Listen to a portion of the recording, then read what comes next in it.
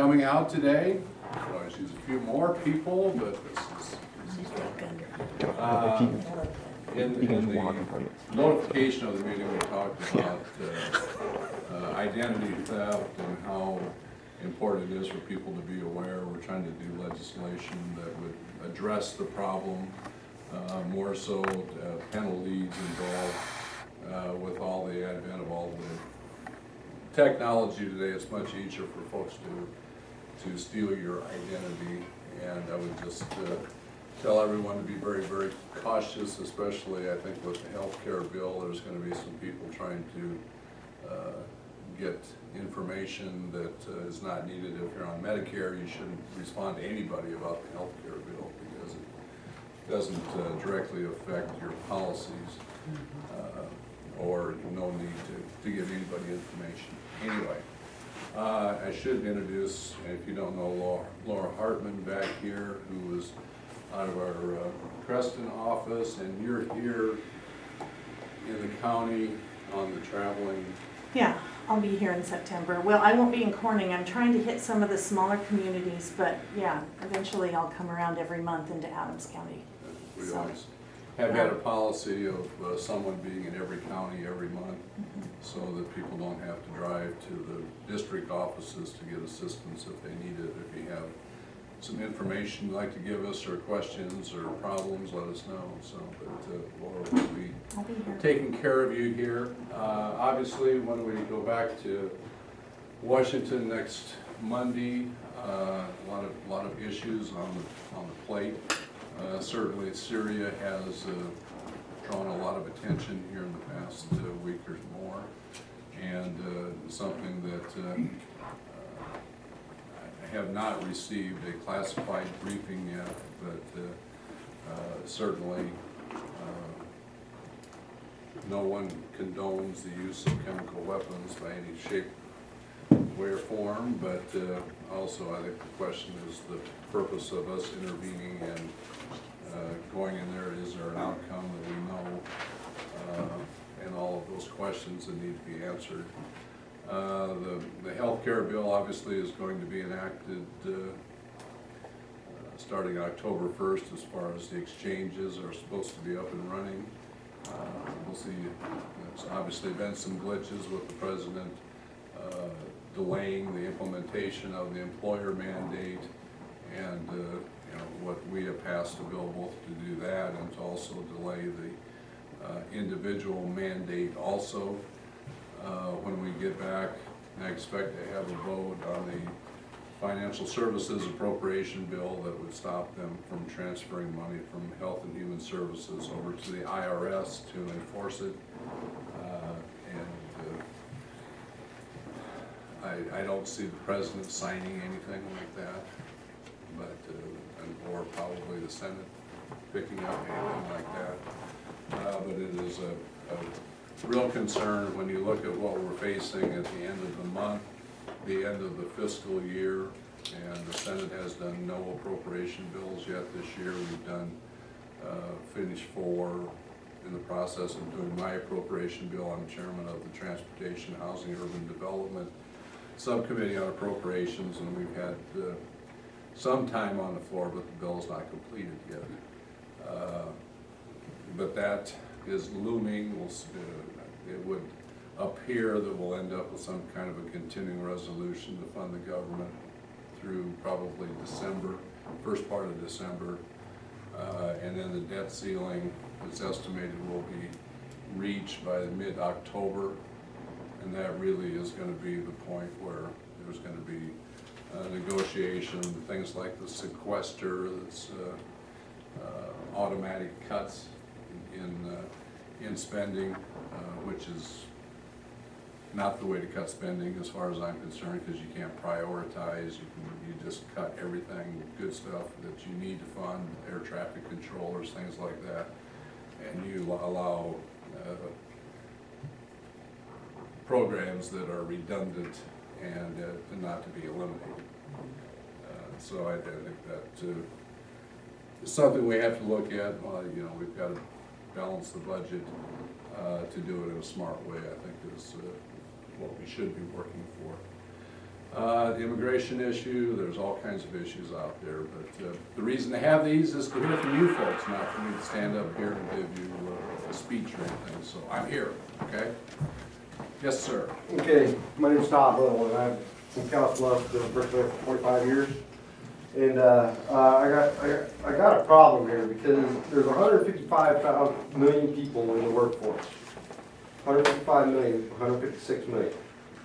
That's like 30% or 35% is part-time work, while the rest is full-time work. But on the other hand, there's 320 million people in the United States. So you still have 158 million people on welfare, food stamps, unemployment, not given a buck. But you want to go around and say we want to legalize 11, 12, 13, 20 million illegal immigrants. And then you got to speak Spanish. The Common Core education is indoctrinating the kids to where the Boston Tea Party, 1775, was a protest against the British taxing the people. Today they call that a terrorist action. Is that true? Terrorist action? Yeah. And the Boston bombings, they call them freedom fighters, and I hear Ollie North saying that we're going to support the freedom fighters there in Syria that are combined with Al-Qaeda, Hezbollah, all these Muslim Brotherhood, and all these other people that we have labeled terrorist factions. And we're going to support them bombing themselves? I just don't get that. I just don't get that. Well, it is a great concern that the quote rebels in Syria, you don't know which group you're actually going to be aiding. Right. There is Al-Qaeda, there's Muslim Brotherhood, there's also people who are involved for, they want to get rid of the dictator and would be more in favor of the secular type of government. But that's a big question. I mean, if you're going in there, who are you actually? Who are we going to support? Yeah. It's like I read an article just a while before I came down here. They're finding out that Saudi Arabia is pushing Obama to action into Syria, which would help the oil process for Saudi Arabia. Why are we fighting for Saudi Arabia when we're the United States? Are they this New World Order that I keep hearing about? I'm not for this New World Order.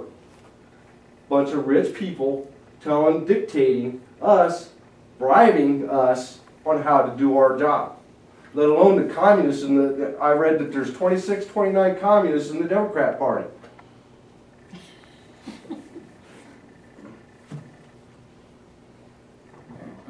No, and we obviously have strong allies in the region when you look at Israel, Jordan, Saudi Arabia. Yeah. Okay. It's all oil.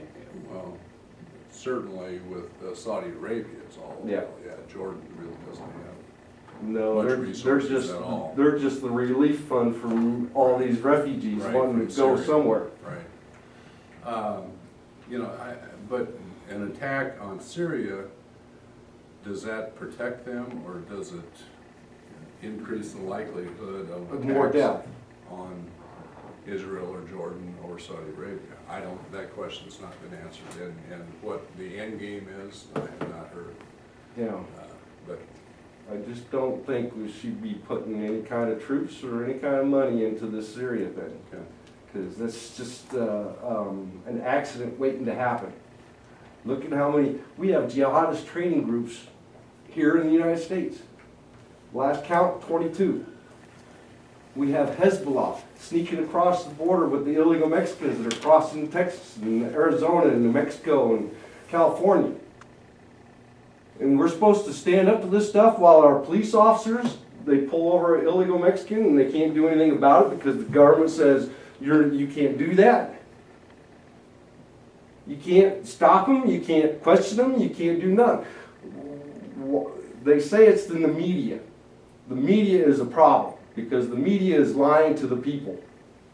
If you can't get the truth out to the people, to tell them that, hey, you got 158 million people sitting on their duff, but we got 155 in the workforce, but ain't near enough people to pay the taxes that we got to be paying to support all these people. And then you go to Fort Knox. No audit's been done on Fort Knox since 1974. You go down to Fort Knox, and where's the gold? There's no gold in Fort Knox, so Bernanke up there in the Federal Reserve, which is not part of the government, but feeds the government, he's up there printing $85 million a month. Where's that money going? It's not trickling down to the masses. Unless it's food stamps, welfare, or... Well, they're buying our debt. Yeah. Buying more debt to put on more debt.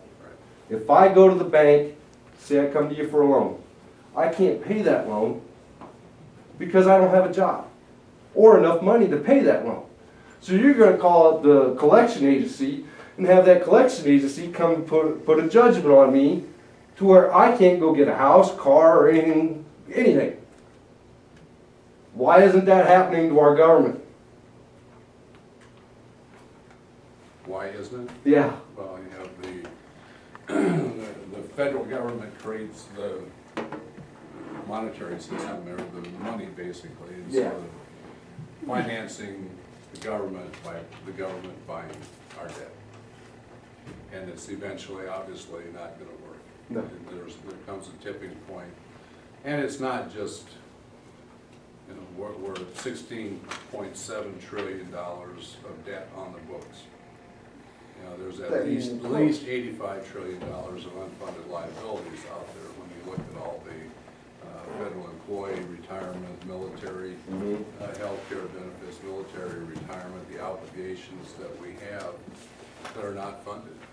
I mean, what is on the books is the smallest part of our obligations that our kids are going to have to pay for. Yeah, kids are getting more debt and more debt. College education is going up and up and up.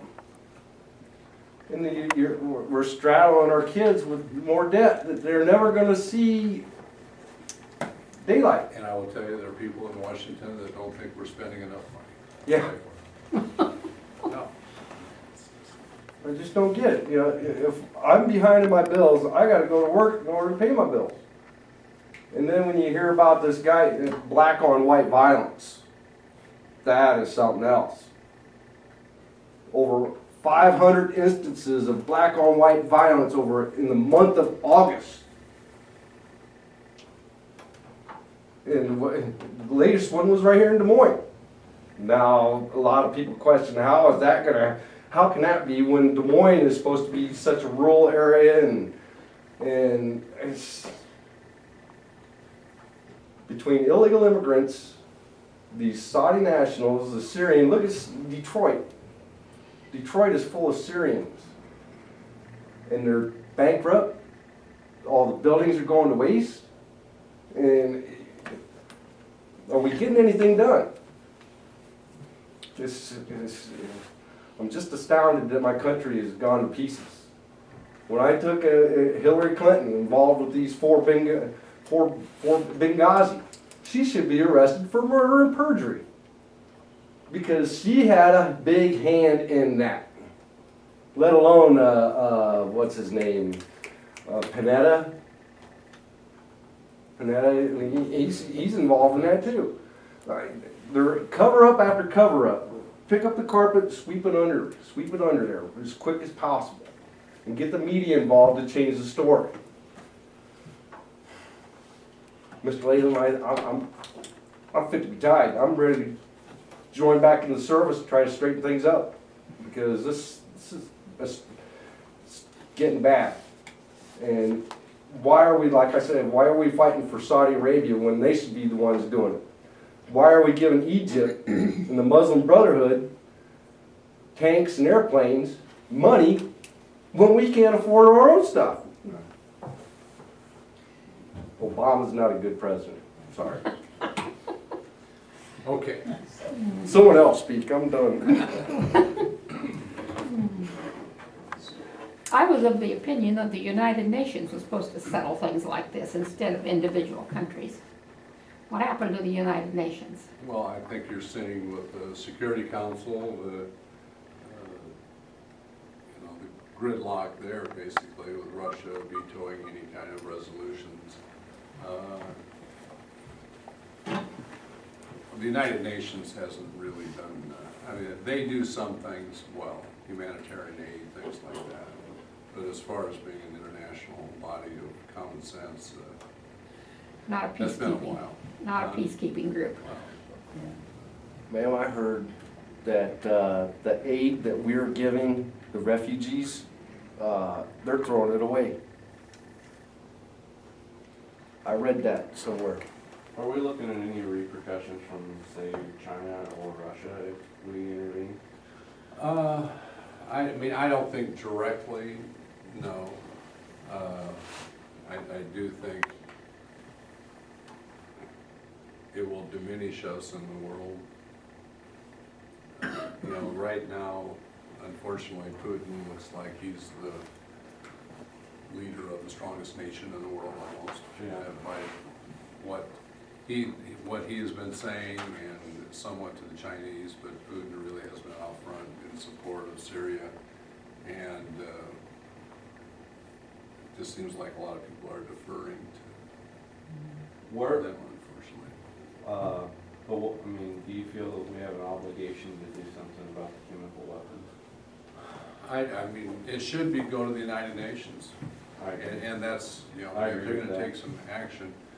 I don't see a scenario where it does us or the cause against chemical warfare in action in Syria, just the United States alone. So where's the president's amazing UN ambassador stepping in to ask for this? Have we heard anything from her? Well, I mean, they supposedly were gonna have a resolution in the Security Council which Russia would veto or has vetoed. And, you know, that stops it as far as UN action. But you know, you can't even get a consensus as to who was responsible for the chemical attack. And certainly Russia and China are saying that no one knows who was responsible. And they're still actually saying maybe the rebels that did it. I mean, that's hard to believe. But, Have you seen some evidence of this? I mean, I have they have showed you not any had the evidence? classified briefing. That's what I expect to do Monday when I go back, Monday afternoon. So outside of some conversations that I've had with other members, as far as classified, no, I read the unclassified report that came out justifying supposedly us going in there. But you know, when the British Parliament voted it down, and you know, having them not involved, I think is a major setback as far as us going in ourselves. We need some friends there. Yeah. I think so. What do you know about the visitor's logbook being taken away from the public? The visitors what? White House visitors log. I heard the other day on Friday, a federal judge opted to take the visitors log away from the people, public eye. Why, is there a judge? There was a Some judge- action about it? There was a judge that I had haven't a seen it. court order or made a policy that they were taking the visitors log away from the public eye. Yeah, I'm not familiar with that. I would be surprised, I mean, that's up to the White House That to maintain that and make it public. That's supposed to be public, but it's no Right. longer public.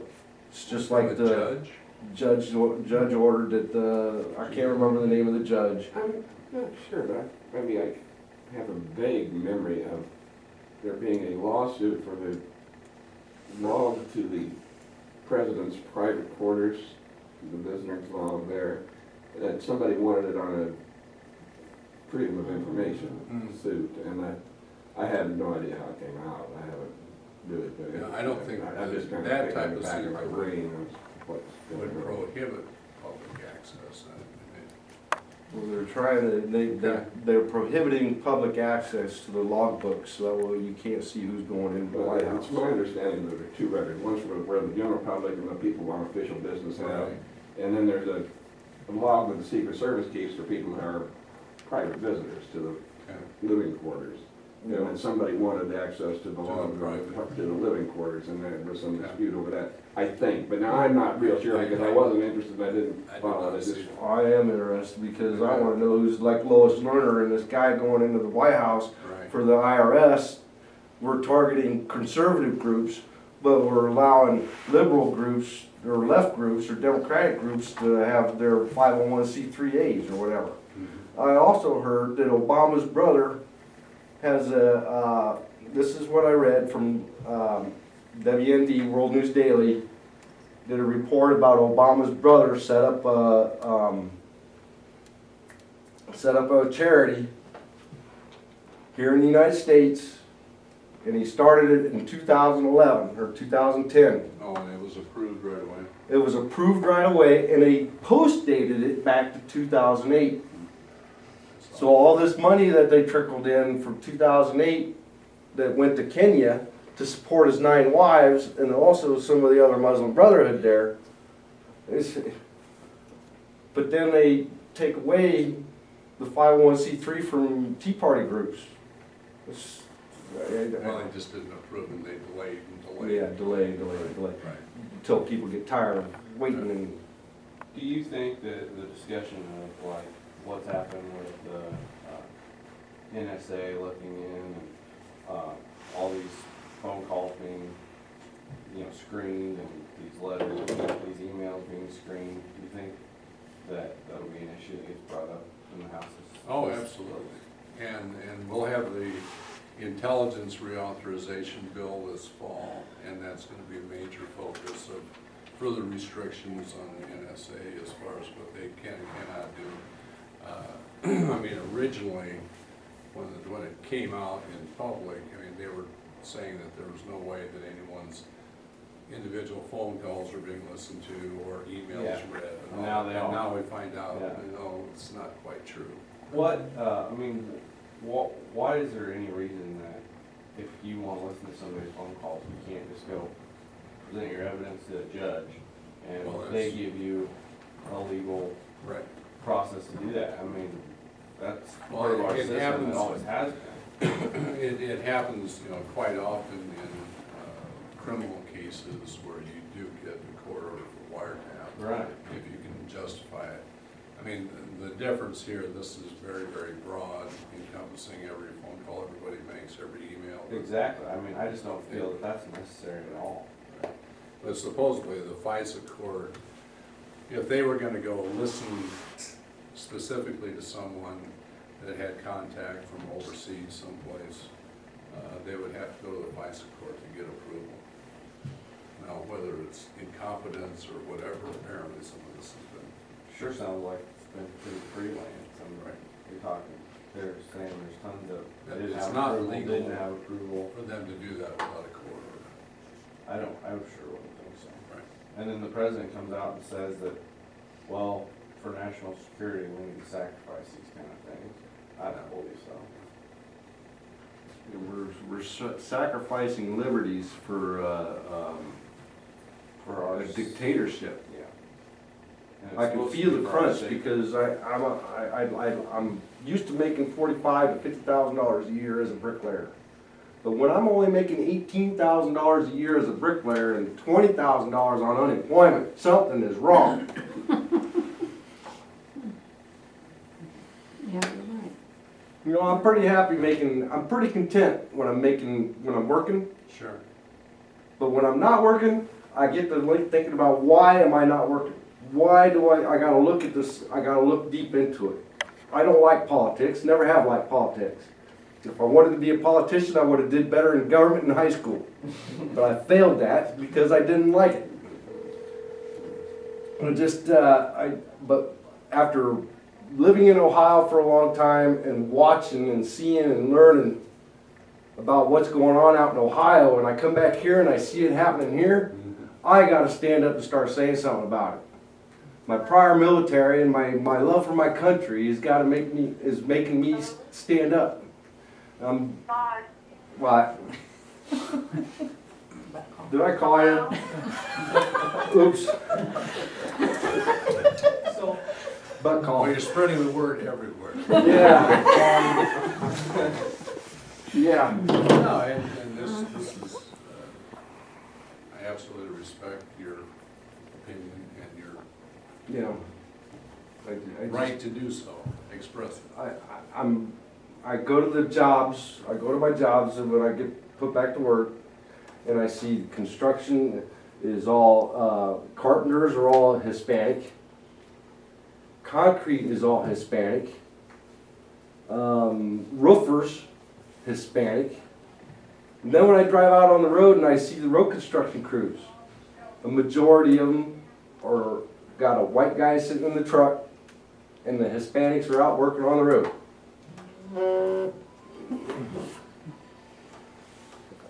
It's just drives me nuts. Because I know we got white crews out there and this guy, and it's just appalling that my country isn't allowing whites, they're taking jobs away from US citizens, even the black man, black American. They're taking jobs away from the black American and giving them to illegal Hispanics. Yeah, I don't know that they should not, if they're working on the site, they should not be illegal. 90% of them have work visas, and then they come in and they overstay their visas, and you know, it's like back in the 1930s, the big push from California pickers to pick oranges and grapes and everything else. All the U.S. citizens want too much money, so we got to come up with an HB1 visa. So we come up with a visa. We hire these illegal immigrants. Next thing you know, for 20 days, 30 days, they're picking. They go to another spot. 20, 30 days, they're picking. And then they're all done picking. They disappeared instead of going back to where they came from. So next thing you know, Joe Farmer over here says, I need more pickers. So they go to the federal government and say, hey, I need more pickers. I need more HB1 visas. So here comes the HB1 visa. More and more. Next thing you know, those guys are gone, and they gotta need more. So here we are giving out more visas for these people, and I turn around and I see the construction crews. This, you need to shut up. Well, in this year, there's a lot of the fruits and vegetables that have gone unharvested out there because they don't have enough help. And Yeah. where they're going, I don't know. Yeah. Part of any immigration reform has got to address seasonal workers, the incentive for them to go back and come in legally, do the job, and go back. Right now, there's no good way of tracking anyone, at least it's not being implemented. So. No. Texas is wanting to succeed from the union. And they say they're getting ready, they're like 80%, 89% ready to succeed from the union. They're an independent state. For 100 years. What's that? Texas has Been wanting to do that for years. For years, but it's getting really close. Just like South Colorado and North Colorado. They got just as many problems as the rest of the country. It's It's everywhere. Okay, Ray, so what did Elaine send you here for? I just, the budget, you were talking about the budget and what might happen. Is there another, I don't understand the sequester exactly. I knew we would have one at the end of last year, Is there a possibility of another sequester? No, if we don't what get was passed under the Budget Control Act is actually for 10 years. Okay, So it continues. It doesn't kick in until January 1st again, is the Yeah. next phase. yeah, It's not So on, it's another not on one in fiscal January? year, it's on a calendar year. yeah, I knew it was. But, no, and that's, and if you go to the whole budget situation, 2/3 of which is mandatory spending, entitlement spending, along with interest on the debt. only 1/3 of it's discretionary that we appropriate for every year. And that actually, that part of the budget has been declining. We've actually cut about $100 billion on the discretionary side. But what's growing continuously and not sustainably is the mandatory side. You've got 10,000 people a day, those baby boomers signing up for Social Yeah. Security and Medicare, 70,000 a week. This is gonna go on for 20 years. Just actuarially, it's not sustainable as it is. And so that's really what we need to look at if we're gonna ever get any kind of long-term fix on the budget. And that's just on the budget that's, the debt that's on the books, Yeah. rather than all the liabilities that are out there. Yeah. That all sounds wonderful. How are we gonna get Washington to do that? I mean, they're so Well, far out of that, I'm You said it optimistic. well last time, you called Washington La La Land. I loved it. It is. Disneyland. Yes, yeah. They don't have any sense of reality out there. How do you get them to take a common sense approach? I think there's gonna be real pressure on both sides, on the debt ceiling, because you've done sequestration, you've got a lot of very pro-defense people who don't want to see any more cuts there, and you've got a lot of folks generally on the other side that would be much more concerned about the sequester cuts on social programs, that there may be an opportunity to actually do something very significant. The one big problem, or Syria is such a huge distraction. We're not focusing on what is the looming real problem and opportunity that we have. But that has really taken the spotlight off what we should be looking at. And, in the Middle East, we keep going from Libya to Egypt to now Syria. It's a merry-go-round. And it's just, let alone what's happening. You have all the terrorist factions that the government labels as a terrorist faction, Right. and you don't know who's who over there. But we want to support them, and we want to give them guns, we want to give them ammo, we want to give them this and that. Now, I heard that the rebels was the last ones to use the chemical weapons. Have you heard anything like that? Not specifically. There was an incident, in, I believe it was in March, that if you're gonna cross the quote red line the president talked about, actually that was the red line back then. Yeah. Rather than this most recent incident is far more tragic, a lot more victims. But the fact of the matter is there were chemical weapons used. Chemical weapons used, and that's against, they shouldn't be using this. Any kind of bomb is bad enough. Any kind of ammunition is bad. Okay?